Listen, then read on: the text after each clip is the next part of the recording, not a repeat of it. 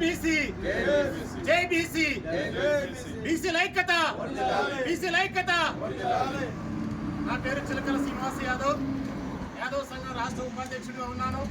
అదేవిధంగా బీసీ సంక్షేమ సంఘం రాష్ట్ర ప్రధాన కార్యదర్శిగా ఎన్నో సంవత్సరాలుగా బీసీ సంఘాల డెవలప్మెంట్ ధ్యేయంగా ఎన్నో సంవత్సరాలుగా పనిచేస్తున్నాను. ఈరోజు మన ఆలోచన సాధన సమితి కటకం నరసింహరావు గారు మంచి ఆలోచనతో ఇక్కడికి వచ్చారు. బీసీలోని ఐక్యతను డెవలప్మెంట్ చేయాలి, బీసీల యొక్క రాజ్యాధికార సాధన దిశగా మనం అందరం ముందుకెళ్లాలనే ఉద్దేశంతో మంచి సంకల్పంతో కొన్ని సంవత్సరాలుగా అన్నగారు పనిచేస్తున్నారు.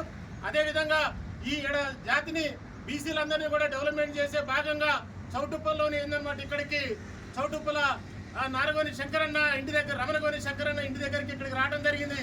అన్నగారి కోఆపరేషన్ తోటి ఇక్కడ వచ్చేసి ఇక్కడ బీసీలను ఐక్యత చేయాలనే ఉద్దేశంతో ఇక్కడ రావడం జరిగింది.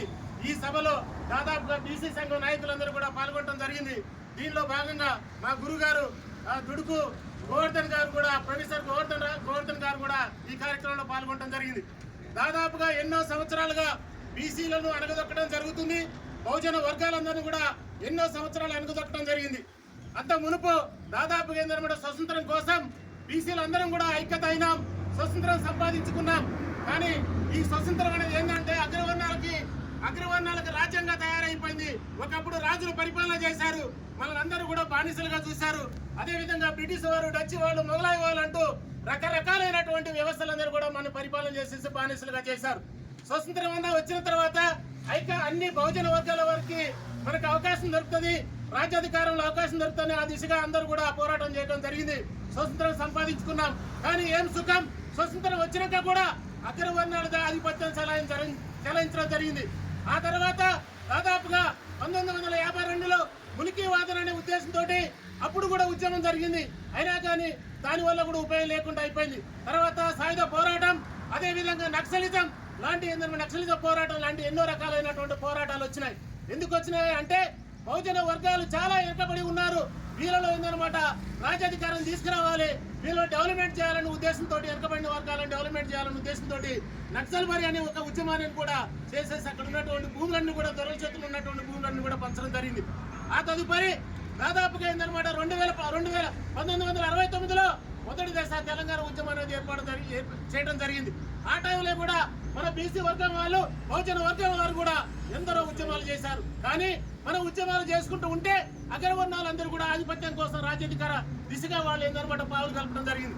దానిలో కూడా బలైనాం, స్వతంత్ర సమరంలో బలైనాం, తర్వాత సాయుధ పోరాటంలో బలైనాం, నక్సల్బరీ ఉద్యమాల్లో బలైనాం, అదేవిధంగా మలిదేశ ఉద్యమంలో బలైనాం. అదేవిధంగా తెలంగాణ ఉద్యమంలో 2014లో కూడా మనం పోరాటం చేయడం జరిగింది.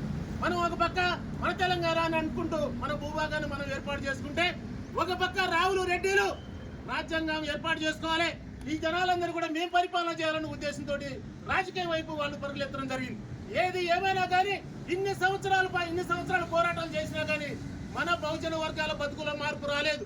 దాదాపుగా ఇప్పటి వరకు స్వతంత్రం వచ్చి 77 సంవత్సరాలు అయినా కానీ 16 సార్లు ఎలక్షన్లు జరిగినా కానీ 1733 మంది ఎమ్మెల్యేలు అయినా కానీ 1,00,000 మంది జనాభా లేనటువంటి రావులు, అదేవిధంగా 1,50,000 మంది జనాభా కలిగినటువంటి వెలుమలు, 5 లక్షల జనాభా కలిగినటువంటి రెడ్డిలదే పరిపాలన కొనసాగుతూ వచ్చేసింది. మిత్రులారా, ఇప్పుడైనా సరే మనం అందరూ కూడా ఏకం కావాల్సినటువంటి అవసరం ఉంది. ఈ 1733 ఎమ్మెల్యే స్థానాల్లో 1,00,000 జనాభా కలిగినటువంటి వాళ్ళు 200 మంది ఎమ్మెల్యే స్థానాలు అయ్యారు. అదేవిధంగా 1,50,000 మంది కలిగినటువంటి వాళ్ళు దాదాపు 300 మంది ఎమ్మెల్యే స్థానాలు సంపాదించుకున్నారు. 500 మంది ఉన్నటువంటి వీళ్ళు ఓసీ వర్గం వాళ్ళు దాదాపుగా 800 పైగా ఎమ్మెల్యే స్థానాలు సంపాదించుకున్నారు. కానీ ఏం సుఖం, బహుజన వర్గాలందరూ కూడా ఇప్పటి వరకు ఎమ్మెల్యే స్థానాలు సంపాదించుకోలేకపోయినాం, చట్టసభలో రాలేకపోయినాం, మనం అందరం కూడా ఐక్యత రాలేకపోయినాం. మనం ఏ ఉద్యమాలు చేసినా సరే రెడ్డిలకి, రావులకి రాజ్యాధికారం వారి చేతులు పెట్టి మనం బానిసగా పరిపాలన చేస్తున్నాం.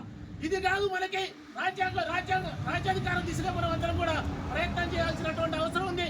ఏకం కావాలి, మనం అందరం కూడా ఏకం కావాలి. ఈ ఏకంలో సందర్భంగా ఈ ఉద్యమం అయినటువంటి నాయకుడైనటువంటి ఆర్ కృష్ణయ్య గారు, అదేవిధంగా ఒట్ట జానయ్య గారు, అదేవిధంగా తీర్మానం మల్లయ్య లాంటి వాళ్ళు, అదేవిధంగా నరసింహరావు లాంటి వాళ్ళు, అదేవిధంగా గోవర్ధనాలు లాంటి వాళ్ళు, ఎంతో మంది మహానుభావులు అందరూ కూడా ఈ బహుజన వర్గంలో బహుజనుల కోసం కూడా ఉద్యమం చేయడం జరిగింది. ఏది ఏమైనా సరే బీసీ వర్గంలో ఉన్నటువంటి ఉద్యమకారులారా, మనం అందరం కూడా ఏందన్నమాట ఏకం కావాలి. బీసీలో ఉన్నటువంటి కొంతమంది విప్లవకారులు ఉన్నారు, అదేవిధంగా దౌత్యవేత్తలు ఉన్నారు, దళారులు ఉన్నారు. దయచేసి దళారులందరూ బీసీలందరూ ఏకమై ఈ దళారు వర్గం వాళ్ళని మనం నిర్మూలన చేయాల్సినటువంటి అవసరం ఉంది. ఎన్నో ఉద్యమాలు చేస్తున్నాం, ఎంతగానో పోరాటం చేస్తున్నాం, కానీ ఏం సుఖం ఈ దళారు వ్యవస్థ. పార్టీలలో ఉండి మనం బీసీల వైపు మాట్లాడుతూ బీసీలను ఏందనమాట వాళ్ళ కింద బానిసలుగా పనిచేసినట్టు చేస్తున్నారు. దయచేసి అన్ని వర్గాల్లో ఉన్నటువంటి బీసీ నాయకులారా మనం దళారులో పనిచేయడం మానుకోవాలి. దౌత్యవేత్తలుగా మనం తయారు కావాలి. బీజేపీ పార్టీలు ఉన్నా, కాంగ్రెస్ పార్టీలు ఉన్నా, బీఆర్ఎస్ పార్టీలు ఉన్నా, నువ్వు ఏ పార్టీలో ఉన్నా కానీ ఒక అంబాసిడర్ లాగా వ్యవహరించి బీసీలకు న్యాయం జరిగేటట్టుగా మనం పరిపాలన న్యాయం జరిగేటట్టుగా పోరాటం చేయవలసిందిగా ప్రతి ఒక్కరు తెలియజేస్తున్నాను. మీరందరూ కూడా ఏకం కావాలి. తెలంగాణ రాష్ట్రంలో ఉన్నటువంటి బీసీలారా మనం బీసీలు కూడా బహుజన వర్గాలను ఎస్సీ ఎస్టీ బీసీ అందరం కలిస్తే దాదాపు 92% మనం బహుజన వర్గాల వాళ్ళు ఉన్నాం. 7% జనాభా కలిగినటువంటి జనాలు ఇవాళ పరిపాలన దిశగా ముందుకెళ్తుంటే 91% జనాభా ఉన్నటువంటి మనం ఏం చేస్తున్నాం? ఐక్యత లేకుండా మనకు సిగ్గు అనిపించడం లేదా? మనం ఏకం కావాలి, ఒక తాటిపైకి రావాలి, మనం రాజ్యాధికారి దిశగా ఎదగాలి. అదేవిధంగా గౌరవనీయులైనటువంటి రేవంత్ రెడ్డి గారు ఇవాళ 42% రిజర్వేషన్ అనే పేరుతోటి ముందుకు వచ్చారు. ఏది ఏమైనా అన్నగారు చేస్తున్నటువంటి ఆలోచన సరైనటువంటిదే. బీజేపీ కోర్టులోని ఈ బంతిని ఏర్పాటు చేసేసి ఇక బీజేపీకే అన్యాయం అనే టైపులో అయిందనమాట. బీజేపీ కోర్టులో పెట్టడం జరిగింది. దయచేసి కేంద్రంలో ఉన్నటువంటి బీజేపీ నాయకులారా మీరందరూ కూడా ఇక్కడ బీసీ వర్గంపై ఆలోచన చేయాల్సినటువంటి అవసరం ఉంది. ఇక్కడ కాంగ్రెస్ లో ఉన్నటువంటి రాష్ట్ర ముఖ్యమంత్రి గారు మళ్ళొకసారి ఆలోచన చేయాల్సినటువంటి అవసరం ఉంది. 42% రిజర్వేషన్ కాదు, మీ ఉన్నతి దాదాపుగా 56% రిజర్వేషన్, 56% జనాభా ఉన్నాం. మాకు 52% రిజర్వేషన్ వచ్చే విధంగా మీరు ఏర్పాటు చేయాలని చెప్పి మరీ తెలియజేస్తున్నాను. అదేవిధంగా రేపు జరగబోతున్నటువంటి ఆవిర్భావ సభను నాంపల్లి ఎగ్జిబిషన్ లో 15వ తారీఖున ఉంది కాబట్టి ప్రతి ఒక్కళ్ళు కూడా అందరూ కూడా వచ్చేసి సభను విజయవంతం చేయవలసిందిగా తెలియజేస్తున్నాను. జై బీసీ.